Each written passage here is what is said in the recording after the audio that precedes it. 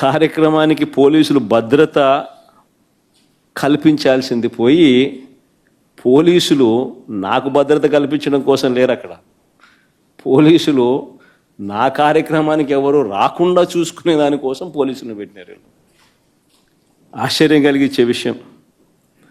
తర్వాత 5 కేసులు నమోదు చేశారు ఆ కార్యక్రమం అయిపోయిన తర్వాత.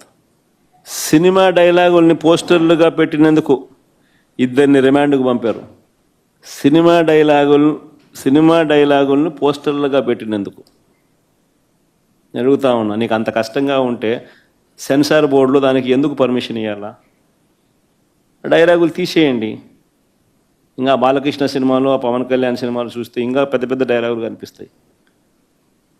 నాకు ఇప్పుడు ఇక్కడికి వచ్చి ప్రెస్ మీట్కి ముందు శ్రీహరి నాకు చూపించినట్టు కొన్ని డైలాగులు, ఆ సినిమా డైలాగులు, వాళ్ళ సినిమా డైలాగులు చూస్తే ఇంకా దారుణమైన డైలాగులు. నీకు డైలాగులు నచ్చకపోతే సెన్సార్లు తీసేయండి. సెన్సార్ బోర్డు ఎందుకు పర్మిషన్? సెన్సార్ బోర్డు ఉండేది ఎందుకు?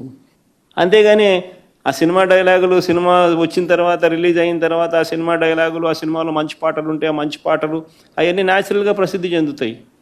ఆ సినిమాలో మంచి పాట ఏదైనా ఉంటే ఆ మంచి పాట పాడినా తప్పే అంటావు. ఆ సినిమాలో ఏదైనా మంచి డైలాగులు ఏదైనా వీళ్ళకి నచ్చితే ఆ నచ్చిన డైలాగులు వీళ్ళు పోస్టర్లుగా పెట్టినా తప్పే, వీళ్ళు మాట్లాడినా తప్పే, వాళ్ళు చేసిన యాక్షన్లు వీళ్ళు చేసినా తప్పే, వాళ్ళు ఇలా అన్నా తప్పే, వాళ్ళు ఇలా అన్నా తప్పే. ఎందుకు మరి సినిమాలు ఎందుకు తీస్తున్నారు స్వామి మీరు? ఆపేసేయండి,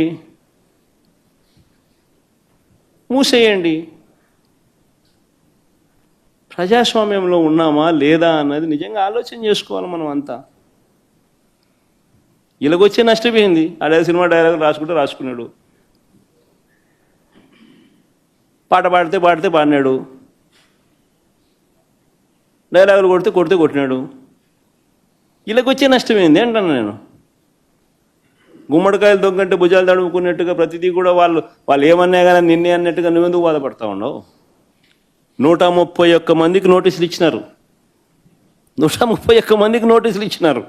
సినిమా డైలాగులను పోస్టర్లుగా పెట్టినందుకు 2 రిమాండ్కు పంపించినారు.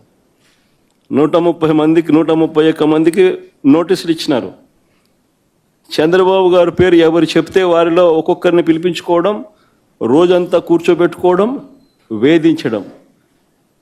ఛార్జ్షీట్లు గమనిస్తే అండ్ అదర్స్ అని చెప్పి ఖాళీగా వదిలిపెడతారు. అంటే వాళ్ళకి నచ్చినోని ఇన్స్టాల్మెంట్ బేసిస్ కింద ఎప్పుడు కావాలంటే అప్పుడు ఇరికిచ్చేదానికోసం. స్థానిక ఎలక్షన్లు కానీ ఇంకొక ఎలక్షన్లు కానీ వచ్చినప్పుడు వీళ్ళ అదర్స్లు అందరినీ కూడా జాయిన్ చేయించేసేస్తారు. చేయించి వీళ్ళందరినీ ఎలక్షన్ల ముందు ఎత్తడం. ఎందుకు ఇంత కుట్రలు చేస్తూ ఉండరు? ప్రజాస్వామ్యంలో మంచి చేసి ప్రజల మనసులను గెలుచుకొని పాలన చేయాలి, అది సత్తా.